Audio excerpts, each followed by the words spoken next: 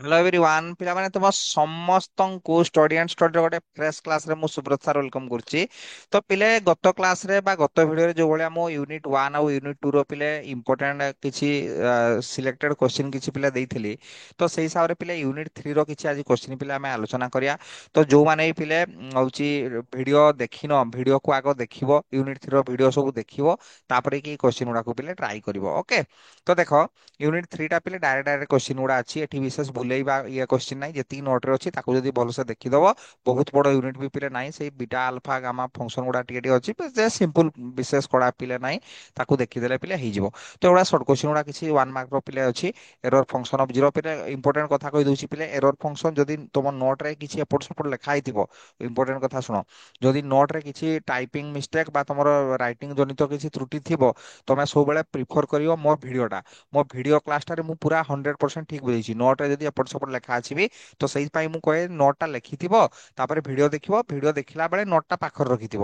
ଯେତେବେଳେ ଯୋଉଠି କରେକ୍ସନ୍ କରଉଛି ମାନେ ସଙ୍ଗେ ସଙ୍ଗେ ସେଠି ପିଲେ କରେକ୍ସନ୍ କରିବ ହେଲା।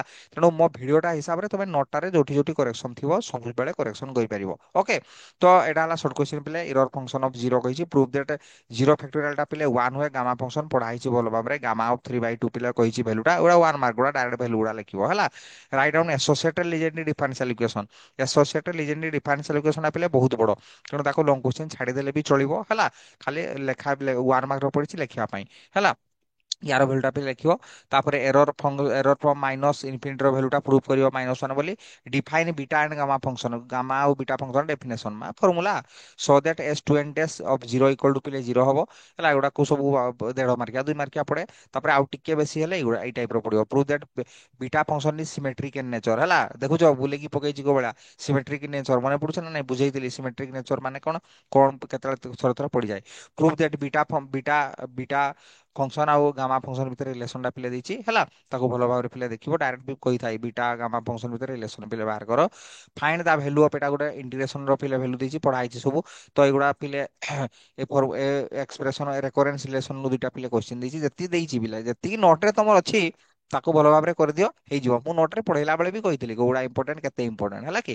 ତ ଏତିକି ତମେ ଯଦି କରିଦଉଛ ନା, ତମେ ଯଦି ପଢିଥିବ ଭଲ ଭାବରେ, ଏତିକି କ୍ୱେଶ୍ଚିନ୍ ଡେଫିନେଟଲି କରିଦଉ। ଆଉ ମୁଁ ସିଓର 100% ସିଓର, ଯଦି ଏତିକି କ୍ୱେଶ୍ଚିନ୍ ନିର୍ଭୁଲ ଭାବରେ ତମେ କରିଦଉଛ, ଏକ୍ସାମରେ ତମେ ଖେଳ କରିବ, ଡେଫିନେଟଲି ଖେଳ କରିବ ହେଲା।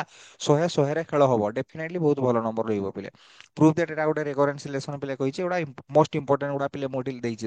30 ମାର୍କର ଏକ୍ସାମ, ଗୋଟେ ୟୁନିଟରେ ଏତେ ପାଠ ଅଛି, ପୁରା ବାଛି ବାଛିକି 30ଟା 30 ମାର୍କର ଏଠି ପିଲେ ଦେଇଛି। ଏଗୁଡ଼ା ଯେମିତି ଭୁଲ ଟୋଟାଲ ନ ହୁଏ ପିଲେ ହେଲା।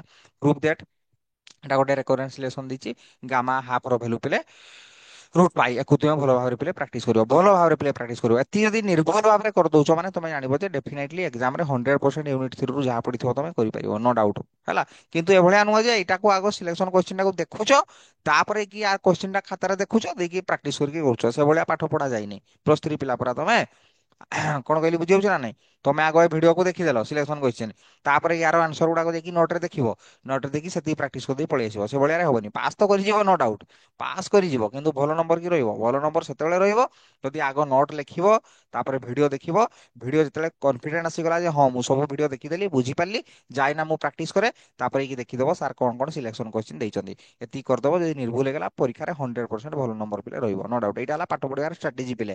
ଏଇଟା ହେଲା ଏଇ ପ୍ରୋସେସରେ ହିଁ ପାଠ ପିଲେ ପଢାଯାଏ, ଟୁ ପ୍ରଡ୍ୟୁସ ଟପର ବା ତିଆରି ଟପର ହବା ପାଇଁ ପିଲେ। ଠିକ ଅଛି, ତ ଦେଖାହବ ପିଲେ 4 ନମ୍ବର ୟୁନିଟଟା, ଛୋଟ ୟୁନିଟଟା ଅଛି। ତ ଦେଲେ ସରିଯିବ ପିଲେ ମ୍ୟାଥମେଟିକ୍ସ ଫିଜିକ୍ସର ସିଲେକ୍ଟେଡ କ୍ୱେଶ୍ଚିନ୍। ଖାଲି 26 ତାରିଖ ଗୁଡାଏ କଳାହାଣ୍ଡି ୟୁନିଭର୍ସିଟି ଆଉ ଗୋଟେ କୋଉ ୟୁନିଭର୍ସିଟିର ପରୀକ୍ଷା ଅଛି ବୋଲି ତା ପାଇଁ ବ୍ୟସ୍ତ ହେଇକି ପିଲେ ସିଲେକ୍ସନ କ୍ୱେଶ୍ଚିନ୍ ଦବା କଥା। ନହେଲେ ମୁଁ ଗୁଡା ଟିକେ ଲେଟରେ ଦେଇଥାନ୍ତି ଆକ୍ଚୁଆଲି, ପଢା ଆଉ ଟିକେ ଆଗେଇଥାନ୍ତା, ତାପରେ ମୁଁ କ୍ୱେଶ୍ଚିନ୍ ଗୁଡା ଦେବାର ପ୍ଲାନିଂରେ ଥିଲି। ହଁ ଠିକ ଅଛି ତାଉ, ତ ତମେ ପ୍ରାକ୍ଟିସ ଗୁଡା ପିଲେ ଭଲ ଭାବରେ କର। ତ ଦେଖା ହବ ପିଲେ ନେକ୍ସଟ କ୍ଲାସରେ। Till then bye bye, take care, all the very best ପିଲେ। ଓକେ।